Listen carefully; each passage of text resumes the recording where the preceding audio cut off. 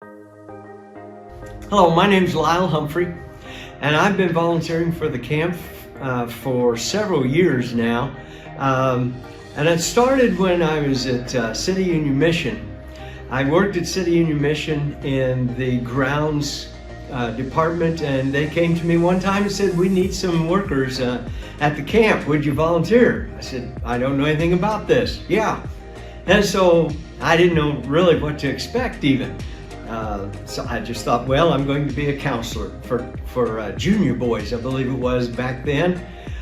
So over the years, I've had the opportunity to keep going back at different roles. But I went, my wife worked at City Union Mission as well, so that role kind of changed to where I was a cook assistant. She was the cook, I was the assistant. I didn't know anything about cooking, but I knew how to follow orders. And so I got to do that. You know, my biggest takeaway in the camp was this. I got to teach kids about Christ. That very first year, I had 4 boys, I'll never forget it, 4 boys that accepted Christ in my cabin. We had devotions and I asked them about salvation. I showed them how to be saved. It's something you never forget. And then through the years, cooking, we cooked with teen girls first of all, and had the time of our life with the teen girls. But then as my wife and I got older, we wouldn't stop. We kept going back, so we switched over to Tot Lot. Oh, Tot Lot's another experience. It was a time where after the meal, I got to go to each of the tables and just talk with the kids and play with the kids. And they then asked, "Would you want to keep the kids involved? Tell them stories or something while we do showers. They're lined up outside in the dark and they have to be good." I said, "Well, sure." And so I became the Bible character. And I would tell them story after story. Kids would come in, kids would go out, kids come wrapped in blankets. Once again, a sight you'll never forget. And I believe God leads us in our lives in a way where it's like He says, "I'm going to draw you a picture you will never forget."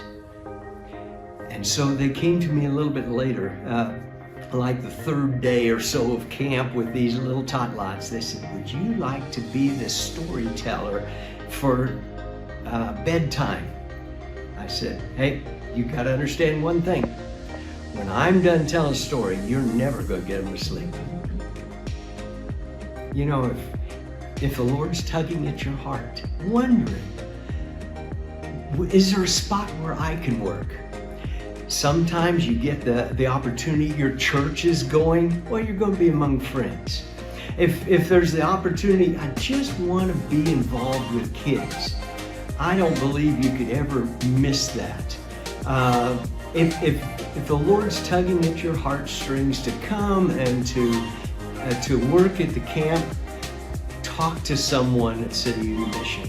They're going to give you ideas of how you can serve or the needs that they might have. So often God knows the needs before He ever tugs at your heart. And you come and they say, "I've got such and such a position." Well, I can do that. Keep in mind, the entire staff is born again believers. We love the Lord or we wouldn't be there. And we'd love to have you join us. The one thing that I saw with City Union Mission Camp in the Ozarks, Camp Cruzeiro, is that it allowed me to be me, to open up. I was a person, I've said this for years, I grew up, I didn't say a word.